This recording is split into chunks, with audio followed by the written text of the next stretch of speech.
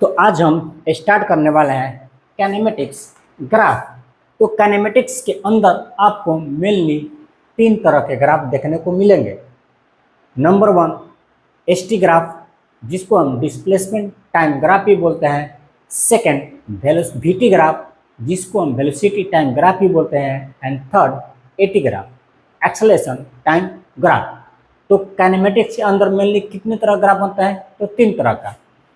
तो लिखते हैं ग्राफ विल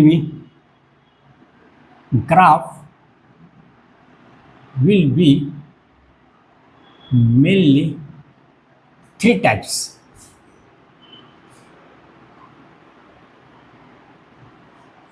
कौन कौन? फर्स्ट है एसटी ग्राफ, जिसको कि हम डिस्प्लेसमेंट टाइम ग्राफ भी बोलते हैं। सेकंड है वीटी ग्राफ, जिसको कि हम वेलोसिटी टाइम ग्राफ भी बोलते हैं। एंड थर्ड है एटी ग्राफ, जिसको कि हम एक्सेलरेशन टाइम ग्राफ भी बोलते हैं।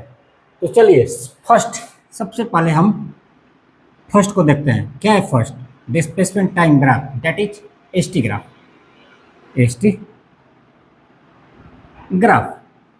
ठीक है जी, एसटी ग्राफ।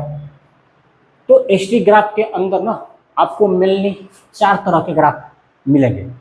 एसटी ग्राफ की बात बोल रहा हूँ मैं। इस एसटी ग्राफ के अंदर मेनली आपको 4 तरह के ग्राफ देखने को मिलेंगे। नंबर फर्स्ट कि जब बॉडी रेस्ट में हो, जब कोई बॉडी रेस्ट में हो तो उनका एसटी ग्राफ कैसा बनेगा? तो जब भी कोई बॉडी रेस्ट में हो ना, तो उनका एसटी ग्राफ एक स्ट्रेट लाइन होता है, और वो टाइम एक्सिस के पैरेलल होता है। तो मैंने क्या बोला कि व्हेन, ये नंबर 1 रख लो, ये number 1, when body is at rest, then the graph will be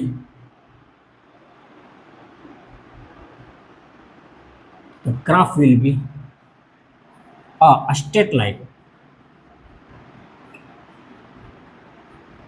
straight line तो होगा और टाइम एक्सिस के पैरेलल भी होगा। ये ग्राफ स्ट्रेट लाइन भी होगा और टाइम एक्सिस के पैरेलल भी होगा, पैरेलल टू टाइम एक्सिस। ठीक है जी, चलिए इसको बनाते हैं।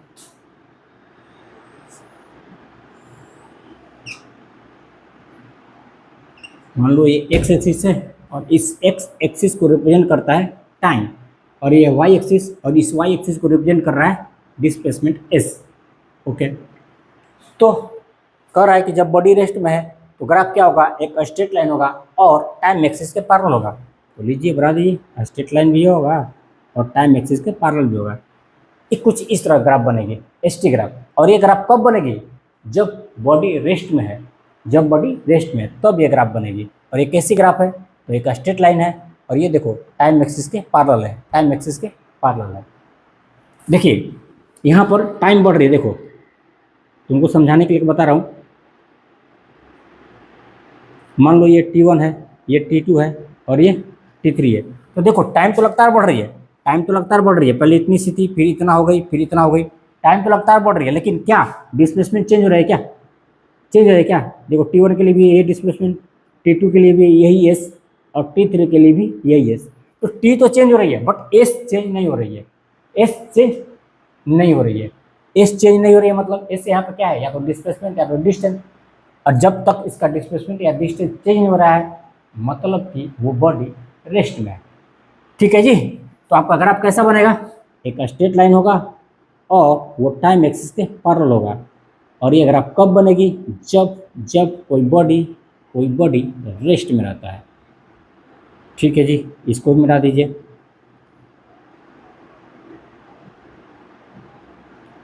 और इनको आप नोट कर लीजिए।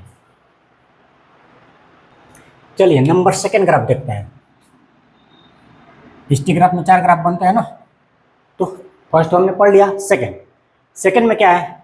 कि मान लीजिए कोई बॉडी है जो कांस्टेंट वेलोसिटी से मूव कर रही है, कोई बॉडी है जो कांस्टेंट वेलोसिटी से मूव कर रही है, तो उनका एसटी ग्राफ कैसा होगा? तो उनका एसटी ग्राफ भी एक स्ट्रेट लाइन ही होगा, बट पासेस फ्रॉम ओरिजिन। ठीक है, हमने क्या बोला? When a particle moves with constant velocity, moves with constant velocity, then the ST graph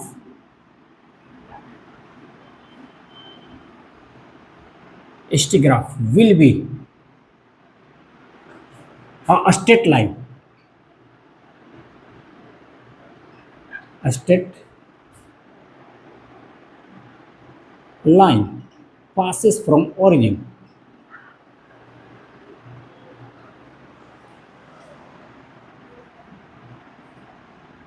ठीक है जी, तो मान लीजिए ये है, ये है टाइम एक्सिस और ये है डिस्प्लेसमेंट वाला एक्सिस। ठीक है, कह रहा है पार्टिकल जब कांस्टेंट वेलोसिटी से मूव करेगी तो उनका ग्राफ कैसा होगा? एक स्ट्रेट लाइन होगा पासेस फ्रॉम ओरिजिन। कैसा होगा? एक स्ट्रेट लाइन होगा पासेस फ्रॉम ओरिजिन। लीजिए, बन गया ना straight line passes from origin. ये कब बनेगी? जब पार्टिकल रेस्ट से स्टार्ट होगी और कांस्टेंट वेलोसिटी से मूव करेगी। ठीक है, बात करें हम, आपको हमने कल बताया था कि इस ग्राफ की इंक्लिनेशन, इंक्लिनेशन मतलब इस थीटा को ही हम बोलते हैं इस ग्राफ का इंक्लिनेशन। कि भैया इस ग्राफ से ये जो ग्राफ है ना, इस एक्सिस से कितना इंक्लाइंड है, इस एक्सिस से कितना इंक्लाइंड है, ये ग्राफ जो है इस एक्सिस से कितना इंक्लाइंड है। तो हमने मान लिया थीटा डिग्री इंक्लाइंड है, इसी को बोलते हैं इंक्लिनेशन। तो इस ग्राफ का जो इंक्लिनेशन का डायरेक्शन है ना, वो क्या बताता है? तो या तो डायरेक्शन ऑफ मोशन को बताता है या फिर वेलोसिटी के साइन को बताता है। इस ग्राफ का जो इंक्लिनेशन थीटा है वो या तो वेलोसिटी के साइन को बताता है या फिर मोशन के डायरेक्शन को बताता है। तो लिखिए इस बात को,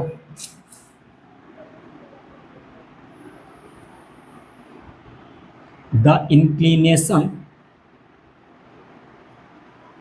मतलब थीटा ऑफ द ग्राफ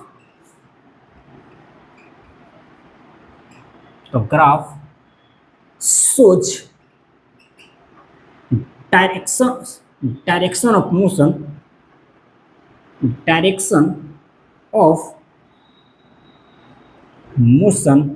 या फिर साइन ऑफ वेलोसिटी, साइन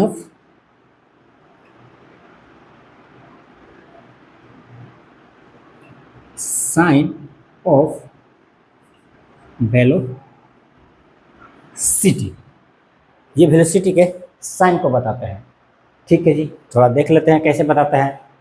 हमने बोला है इंक्लिनेशन मतलब थीटा, और इस थीटा का डायरेक्शन क्या हो सकती है? दो ही हो सकती है, या तो क्लॉकवाइज या तो एंटी क्लॉकवाइज, या तो क्लॉकवाइज या तो एंटी क्लॉकवाइज। तो जब थीटा, इस ग्राफ का थीटा एंटी क्लॉकवाइज हुआ तो वेलोसिटी का साइन क्या हो जाएगा? पॉजिटिव हो जाएगा। जब थीटा एंटी क्लॉकवाइज है इसका मतलब पार्टिकल पॉजिटिव डायरेक्शन में मूव कर रही है। इसका मतलब क्या हुआ? Particle moves along positive direction. Particle कहाँ मूव कर रही है? तो पॉजिटिव डायरेक्शन के तरफ मूव कर रही है। और यदि थीटा क्लॉकवाइज हुआ तो इसका अपोजिट कर दीजिए, particle moves along negative direction. Particle किधर मूव कर रही है? तो नेगेटिव डायरेक्शन में मूव कर रही है। तो चलिए इस ग्राफ के स्लोप को देखते हैं। स्लोप मतलब स्लोप को किससे रिप्रेजेंट करते हैं? तो m से। स्लोप मतलब tan थीटा, इस थीटा को बोलते हैं इंक्लिनेशन और tan थीटा को क्या बोलेंगे, tan थीटा को स्लोप।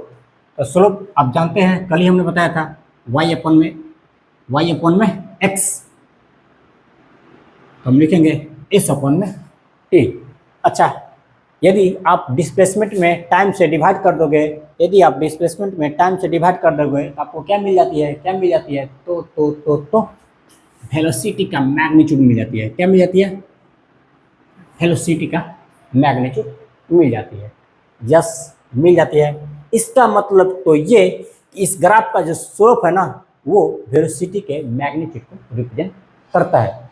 इस ग्राफ का जो स्लोप है मतलब tan थीटा का जो वैल्यू है ना, इस ग्राफ का स्लोप वेलोसिटी के मैग्नीट्यूड को रिप्रेजेंट करता है।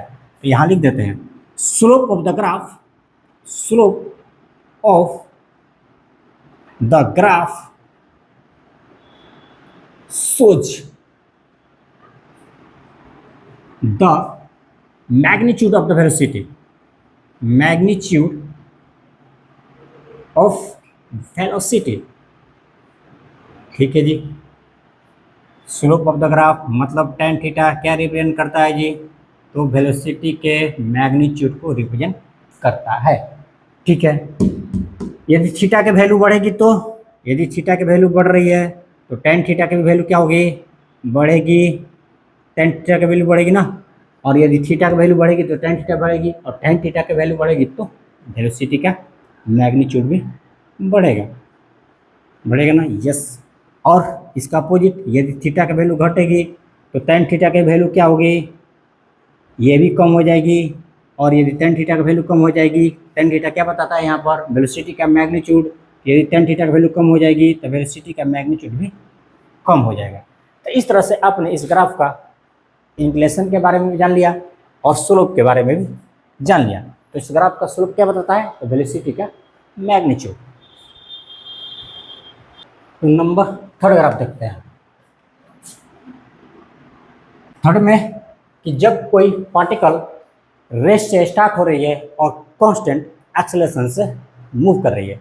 पिछले ग्राफ में क्या देखा था हमने, मतलब नंबर सेकंड में, कि जब कोई पार्टिकल रेस्ट से स्टार्ट हो रही है और कांस्टेंट वेलोसिटी से मूव कर रही है। इस बार हम देखेंगे कि कोई पार्टिकल है जो रेस्ट से स्टार्ट हो रही है और कांस्टेंट एक्सेलरेशन से मूव कर रही है। क्या देखने वाले हैं, a particle starts from rest,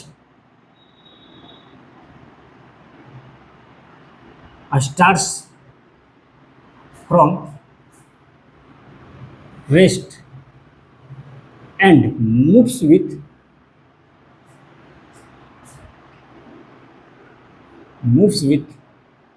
constant acceleration।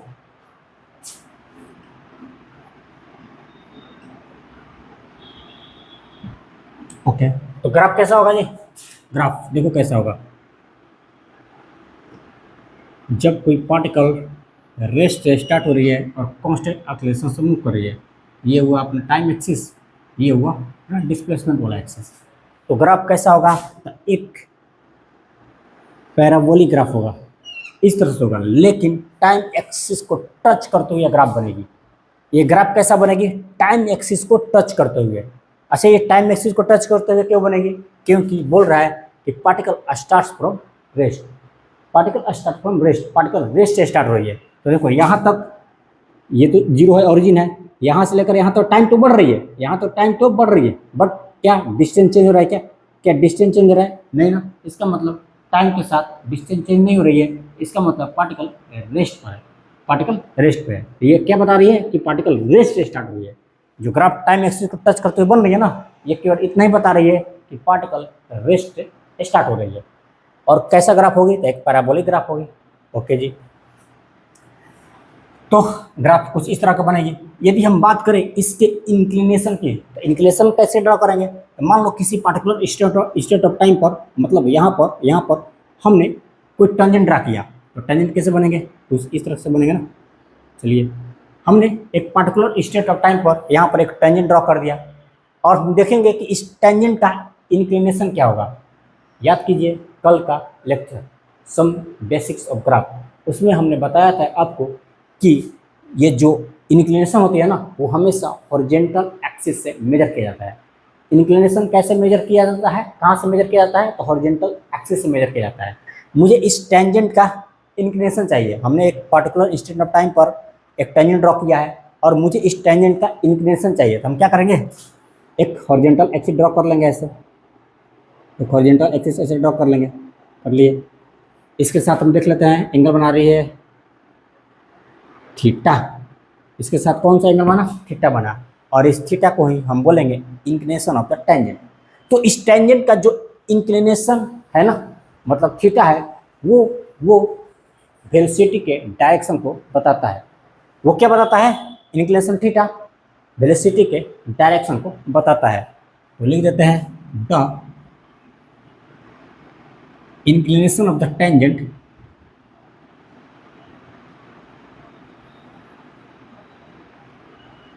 of the tangent represents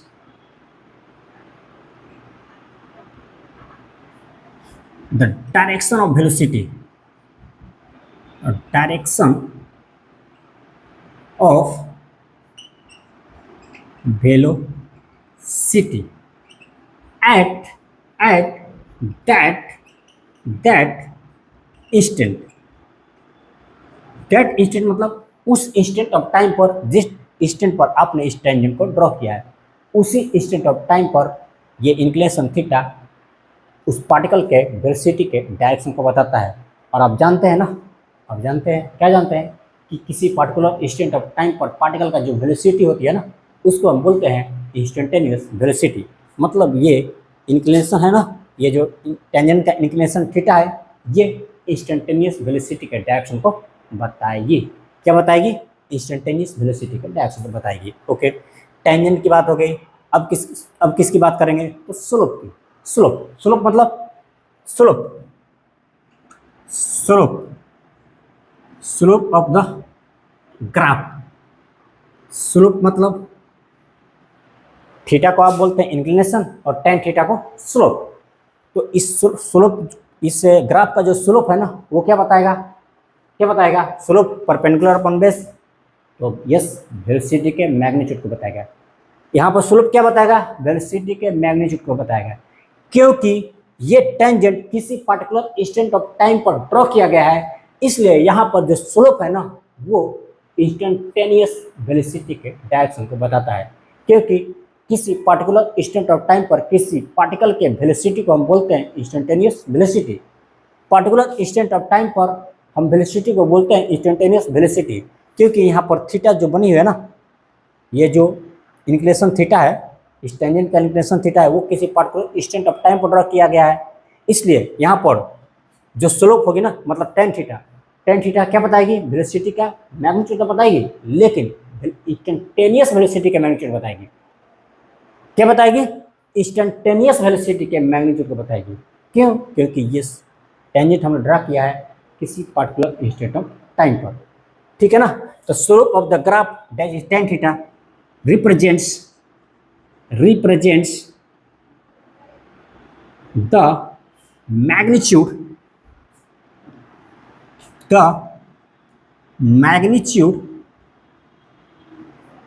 of instantaneous velocity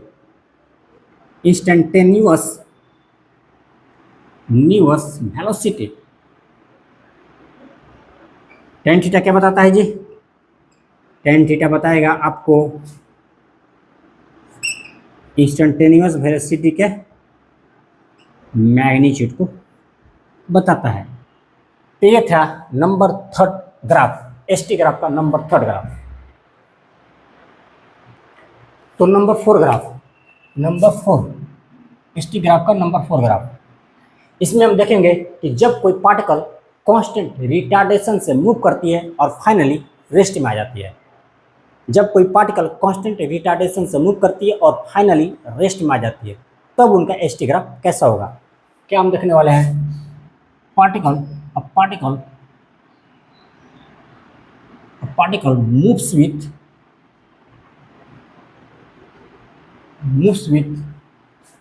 constant retardation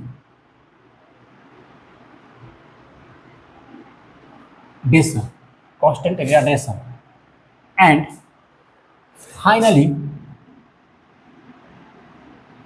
comes to rest.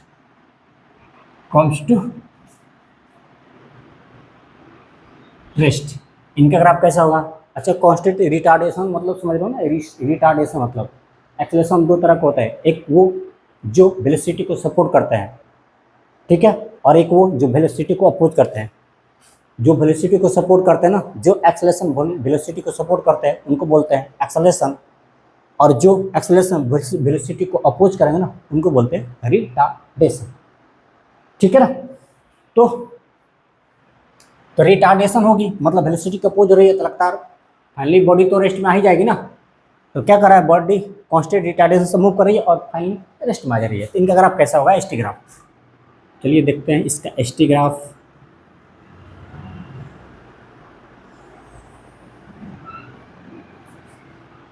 ये हो जाएगा टाइम एक्सिस और ये हो जाएगा डिस्प्लेसमेंट वाला एक्सिस। ओके, इनका जो ग्राफ होगा ना जी, वो एक पैराबोलिक ग्राफ ही होगा और बाद में चलकर ये ग्राफ टाइम एक्सिस के पैरेलल हो जाएगा। एक पैराबोलिक ग्राफ ही होगा लेकिन ये ग्राफ आगे चल करके क्या हो जाएगा? टाइम एक्सिस के पैरेलल हो जाएगा। तो यहाँ तक रिप्रेजेंट कर रहा है ना, यहाँ तक रिप्रेजेंट कर रहा है कि पार्टिकल कांस्टेंट रिटार्डेशन से मूव कर रही है, पार्टिकल कांस्टेंट रिटार्डेशन से मूव कर रही है। और उसके बाद ग्राफ क्या हो जाएगा? टाइम एक्सिस के पैरेलल हो जा रही है। और आप जानते हो कि जब भी यहाँ के बाद टाइम ग्राफ क्या हो जाएगा? टाइम एक्सिस के पैरेलल हो जा रही है। मतलब टाइम तो बढ़ रहा है लेकिन यहाँ के बाद डिस्प्लेसमेंट में कोई चेंज नहीं आएगी। टाइम तो बढ़ रहा है लेकिन यहाँ के बाद डिस्टेंस में कोई चेंज नहीं आएगी। मतलब ये ग्राफ टाइम एक्सिस के पैरेलल हो गई है। और आपने एसटी ग्राफ का फर्स्ट ग्राफ यही पढ़ा था कि जब भी ग्राफ टाइम एक्सिस के पैरेलल हो जाए ना, उसका मतलब तो ये कि बॉडी रेस्ट में। जब भी ग्राफ टाइम एक्सिस के पैरेलल बन जाए, जब भी एसटी ग्राफ टाइम एक्सिस के पैरेलल बनना, इसका मतलब बॉडी रेस्ट में है। तो यहाँ पर एसटी ग्राफ आग शुरू में तो पैराबोलिक ग्राफ बनी है और आगे चल करके टाइम एक्सिस के पैरेलल हो जा रही है। मतलब यहाँ के बाद पार्टिकल रेस्ट में आ जा रही है। फाइनली कम टू रेस्ट लिख रहा है, फाइनली कम टू रेस्ट। तो इस तरह का ग्राफ बनेगी कब? जब कोई पार्टिकल कांस्टेंट रिटार्डेशन से मूव करती है और फाइनली रेस्ट में आ जाती है। तो ठीक है जी, तो आज का लेक्चर हम इतना ही तक रहने देते हैं। तो मिल जाएंगे आप नेक्स्ट वीडियो में। Wish you all the best.